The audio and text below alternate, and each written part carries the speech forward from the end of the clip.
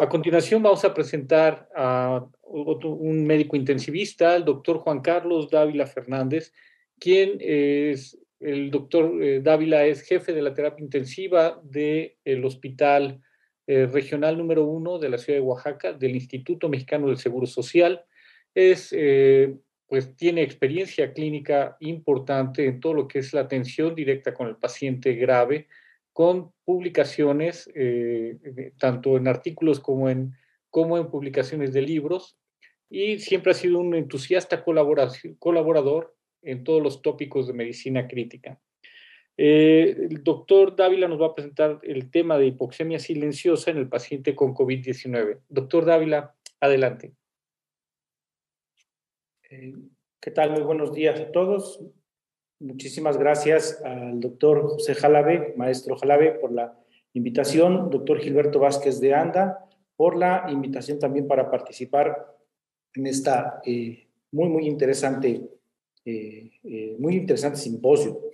Bueno, estoy escuchando con atención las ponencias que me han precedido y pues la verdad, esto es algo que tendremos que dejar bien en claro. Estamos en el curso de una pandemia y una enfermedad que no tenía precedentes en ninguna parte del mundo, en ningún país. Nadie estaba preparado, no solamente los sistemas de salud mexicanos, ningún sistema de salud estaba preparado para enfrentar esta terrible pandemia, este terrible embate.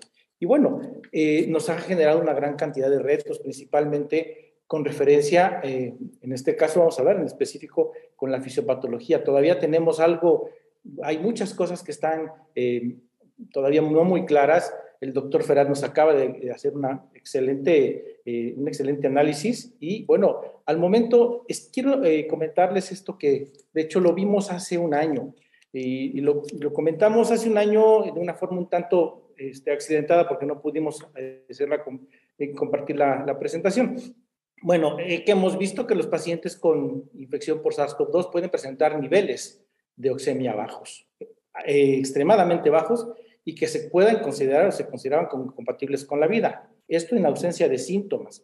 Los síntomas característicos, la disnea, la taquicardia, y fue algo desconcertante. Y sigue siendo desconcertante, porque a pesar de que hay algunos avances en la fisiopatología, pues todavía no está muy claro cuál es en sí el fundamento. Se le denominó de una manera un tanto coloquial, dicho sea de paso, los primeros reportes fueron a través de medios de comunicación como el New York Times, el Wall Street Journal, y le denominaron hipoxemia feliz. Vamos a brincarnos esto. Quiero hacer un pequeño paréntesis aquí. COVID-19, variantes Omicron y subvariantes BA1, BA2, no son un COVIDcito y tampoco son una gripita.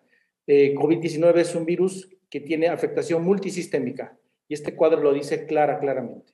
Hace unos días acaba de salir una publicación donde hicieron muestras de autopsias, identificaron prácticamente en la totalidad de los órganos material genético replicándose o material genético de residuo en muchos tejidos. Bueno, reitero, es un misterio médico, porque una cantidad nada despreciable de pacientes llegaban al hospital con niveles de oxígeno bajos y que deberían estar pues, con un severo problema como inconsciencia o desorientación, estado confusional. Y bueno, ¿qué cosa vimos? Que había pacientes que traían tomografías con grandes infiltrados y pues realmente clínicamente no tenían una franca insuficiencia respiratoria. Se les medía la oxigenación y wow, empezamos a ver que existían niveles de oxigenación bajos. Esta es la forma como el virus entra, no voy a detenerme en esto. Bueno, esto es lo que habitualmente hace la hipoxia en los centros respiratorios, tiene que activar a través de estos mecanismos el incremento de la CO2 para incrementar la respuesta ventilatoria a la hipoxia. Los niveles de hipoxia que precipitan la disnea también es un mecanismo de compensación. La limitación de la exactitud del oxímetro de pulso a niveles de menos de 80%, esto es muy claro. Los oxímetros de pulso que se venden habitualmente a precios de no más de 600, 700 pesos, carecen o empiezan a perder la exactitud a la medición con niveles por debajo de 80. La curva de distribución del oxígeno y la tolerancia a los niveles de oxígeno bajos como tal van a hacer que podamos tener una definición de hipoxemia. La hipoxemia es muy clara, es la oxigenación subnormal en la sangre, sin anoxia. Una cosa es hipoxemia y otra cosa es hipoxia o anoxia, perdón. La disminución en la concentración se puede calcular, de hecho no voy a meterme en estos cálculos ahorita. Bueno, ¿cuáles son los mecanismos de daño por los cuales se sugiere que se producía esto? Bueno, los receptores celulares para SARS-CoV-2, como son los de la enzima convertidora de angiotensina 2 expresados en los cuerpos carotídeos, sitios en donde los quimiorreceptores van a sensar el oxígeno, se bloquean. También se expresa en la mucosa nasal, la anosmia, en 2/3 partes de los pacientes. Esto también es muy importante. Los pacientes que presentaban anosmia o disgeusia o ageusia tenían mayor predisposición a hacer hipoxemia silenciosa. Y bueno, esto va a contribuir a esta sensación, anosmia, disnea. Los alvéolos también tienen un efecto directo, daño directo por la infectación, la afección del virus en la membrana hematoalveolar, al intersticio y al endotelio capilar, además de que provocan y producen y desencadenan una broncoangiopatía trombótica. ¿Esto qué va a generar? Pues una relación ventilación-perfusión, que es otro mecanismo de disnea que va a estar alterado. Bueno, otra más, la disminución de la presión arterial de oxígeno y por consecuencia la de la saturación de oxígeno, normalmente estimula los quimiorreceptores en estos cuerpos carotídeos y a través del nervio craneal noveno se van a incrementar descargas a través del tallo cerebral y consecuentemente se generaría esto, la hiperpnea, la polipnea, lo que da una sensación de falta de aire. Y la disnea, pues insistiendo, es provocada por la disminución de esta presión arterial de oxígeno y incremento en la concentración de hidrogeniones a consecuencia de la elevación de la presión arterial de CO2. Y es posible que el SARS-CoV-2 tenga un efecto idiosincrático en los centros de control respiratorio. Mecanismos de daño que también comentamos en esa ocasión, el neurotropismo del SARS-CoV-2 para causar anosmia y ageusia, la desconexión de las vías aferentes y eferentes, la acción idiosincrática de receptores sobre la quimiosensitividad al oxígeno, el cómo responden estos centros respiratorios y la disnea a los bajos niveles de oxígeno, el cómo la presión arterial de CO2 ciega la respuesta cerebral a la hipoxia, los efectos de la edad y de la enfermedad en el control respiratorio también, lo acaba de mencionar el doctor Ferat, que es lo que ocasiona lo que se llamaba antes una descarga de citocinas, una tormenta de citocinas que ya vemos que prácticamente está entrando en el desuso este concepto, la inexactitud de la medición de la pulsoximetría por niveles por debajo del 80%, y bueno, la desviación de la curva de decisión del oxígeno por la temperatura. No me voy a detener mucho en esto. Continuando es la disnea y el control de la respiración, la hipoxemia que amenaza la vida, la medición de la pulsoximetría y las desviaciones en la curva de disociación del oxígeno. ¿Qué factores tenemos que tomar en cuenta y en consideración en estos casos? Bueno, la edad por arriba de 65 años disminuye normalmente en una persona que tiene más de 65 años a la mitad la respuesta a la hipoxia. La diabetes mellitus con la neuropatía autonómica visceral también disminuye en un 50% esta respuesta a la hipoxia. Y el manejo respiratorio varía entre 300 y 600% entre sujetos y esta es una de las razones por las cuales algunos pacientes hipóxicos no desarrollan la hipoxemia feliz. Bueno, me pidieron que fuera un poco más breve con los comentarios. Esto es la conclusión a la que podemos llegar.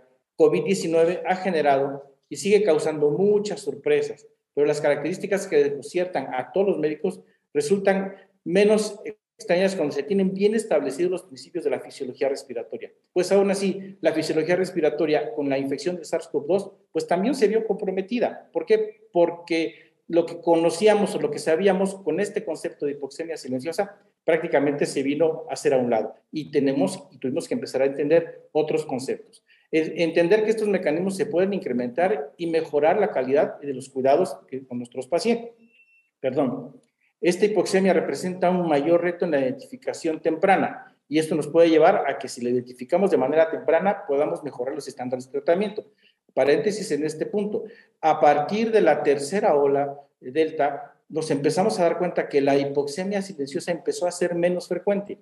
¿A qué lo podemos atribuir? Bueno, a que se empezó a hacer mucho más generalizado el uso de los oxímetros de pulso. Y lo tenemos que decir con todas sus palabras. El oxímetro de pulso es una herramienta. No debe ser, es una herramienta tan útil como el termómetro, como el esfigmomanómetro, como el estetoscopio. Y lo tendríamos que tener en casa todos como si tuviéramos un termómetro.